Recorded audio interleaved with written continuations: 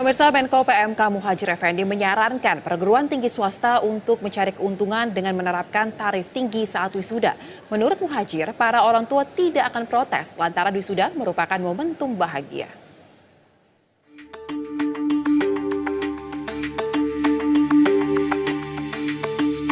Menteri Koordinator Bidang Pembangunan Manusia dan Kebudayaan Muhadjir Effendi menyatakan momen wisuda seharusnya menjadi kesempatan bagi perguruan tinggi swasta atau PTS untuk memperoleh pemasukan dari mahasiswa.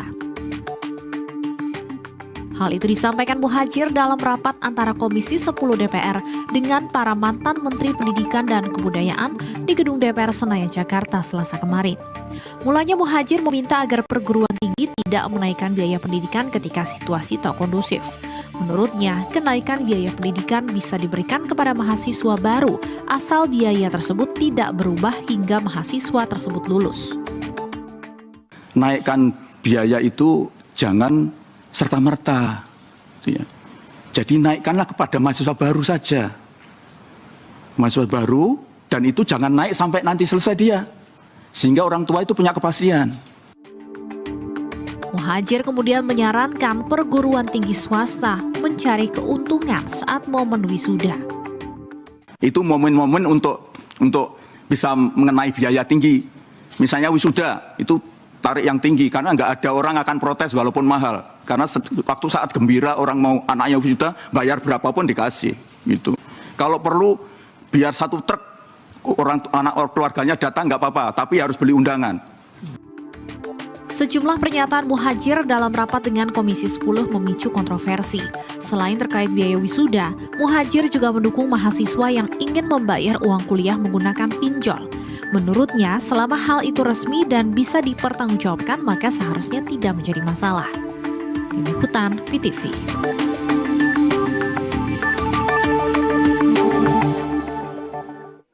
Lantas tepatkah usulan menaikkan uang wisuda sebagai solusi masalah keuangan di perguruan tinggi negeri? Untuk membahas hal ini sudah bergabung bersama dengan kami pengamat pendidikan Doni Kusuma, dan kita juga saat ini tengah berupaya untuk menghubungi pimpinan ataupun anggota Komisi 10 DPR namun belum dapat bergabung. Langsung saja, selamat sore Pak Doni. Selamat sore Mbak Sosa. Baik, tadi kita sudah mendengar ya Pak, ada berita pengantar tentang polemik usulan yang disampaikan oleh Menko PMK dalam RDPU di Komisi 10. Kalaupun ternyata usulan tersebut hanyalah candaan, lantas pantas nggak sih sebenarnya sebuah institusi yakni PTN mencari tambahan pemasukan melalui cara salah satu yang diusulkan itu menaikkan uang wisuda? Ya, pertama-tama usulan Pak Muhadjir ini perlu kita letakkan dalam konteks persoalan pendidikan tingginya ya. Karena kalau fokusnya di situ tentu kita akan lepas fokus ya terhadap persoalan pendidikan. Di pendidikan tinggi ini yang menjadi masalah kan biaya operasional perguruan tinggi negeri. Jadi ketika perguruan tinggi negeri itu menjadi berbadan hukum, diharapkan kan menjadi mandiri dalam hal tata kelola dan juga di dalam keuangan, di dalam finansial. Nah, yang menjadi masalah saat ini kan ternyata kemandirian itu tidak bisa muncul. Maka kan Pak Muhadjir mengkritik bahwa perguruan tinggi ini kok hanya menghabiskan anggaran dari pemerintah saja, tidak memiliki ide untuk bagaimana memperoleh masukan untuk membiayai biaya operasional sehingga masyarakat itu tidak berat. Lalu muncullah salah satu solusinya adalah dengan menaikkan uang wisuda. Tentu menaikkan uang wisuda itu kebijakan kampus ya, ini bagian yang sangat kecil. Artinya ini momentum yang mungkin bisa dimanfaatkan karena memang faktanya menurut pengalaman Pak Muhadjir sendiri yang pengalaman sebagai rektor, wisuda itu menghasilkan banyak biaya dan itu bisa menjadi salah satu lah pemasukan. Tetapi hal untuk memperoleh pemasukan perguruan tinggi untuk menambal kekurangan biaya dari anggaran pemerintah, nah ini yang memang harus dipikirkan secara sistemik, bukan sekedar momentum atau eventual seperti yang terjadi melalui kegiatan wisuda. Jadi memang ada banyak alternatif yang bisa digunakan. Tetapi menurut saya harus ada perubahan sistem di dalam perguruan tinggi, karena kalau tidak ya tugas rektor itu tidak akan memungkinkan untuk menjadi fundraiser seperti itu. Karena fungsi rektor di Indonesia berbeda dengan fungsi presiden university misalkan kalau itu di luar negeri. Baik, Berarti Anda intinya mengatakan itu opsi yang bisa dilakukan tetapi tidak akan maksimal dan tidak akan menjawab akar permasalahan ya Pak? Iya, betul. Baik, kemudian terkait dengan perguruan tinggi yang diminta untuk mampu menjadi fundraiser atau melakukan fundraising mencari dana tidak hanya sebagai tax spender boy. Kita tahu bahwa memang polemik terkait dengan PTN ini diminta untuk dapat mandiri berarti harus melalui PTNBH. Tetapi di satu sisi ternyata konsekuensinya adalah UKT yang harus dinaikkan. Tetapi UKT ini juga berdampak pada sisi keekonomian dari calon mahasiswa sendiri. Anda melihat hal ini seperti apa? Bukannya justru hal ini jadi kontradiktif ketika ingin dinaikkan justru akan menjadi membebani masyarakat? Ya, justru ini menurut saya kekeliruan pemahaman dari, saya tidak tahu ya ini asal-usulnya di mana, tetapi kalau misalkan ini berasal dari Permendikbudristeknya, UKT itu kan dari Permendikbudristek nomor 2 ya tahun 2024. Nah, berarti ada persoalan nih di Permendikbudristeknya. Karena untuk memandirikan universitas itu caranya bukan dengan cara mencari masukan dari masyarakat gitu. Kalau caranya seperti itu yang nanti PTNBH akan menjadi lembaga pendidikan yang sangat mahal karena UKT mahasiswa itu umumnya hanya mengcover 20% saja atau paling maksimal 30% dari seluruh biaya operasional pendidikan tinggi. Lalu biaya operasional pendidikan tinggi itu bagaimana cara mengcovernya? Yang pendidikan tinggi milik pemerintah selama ini masih di-cover dengan anggaran negara tadi. Dan tentu saja kalau anggarannya hanya kecil ya masih harus ada lubang-lubang yang harus diisi untuk membiayai kekurangan pembiayaan pendidikan tinggi. Nah, di dalam Permendikbudristek yang terbaru terkait dengan pembiayaan operasional pendidikan tinggi tampaknya ada, saya tidak tahu apakah miskomunikasi atau salah pengertian, tetapi menaikkan biaya UKT yang didasarkan pada SK Rektor itu pasti sudah sepengetahuan dan persetujuan dari Kemendikbudristek. Karena memang Kemendikbudristek di dalam peraturan itu kan harus memberikan izin gitu ya untuk menaikkan biaya UKT. Sehingga persoalan polemik UKT saya rasa asal-usulnya jelas.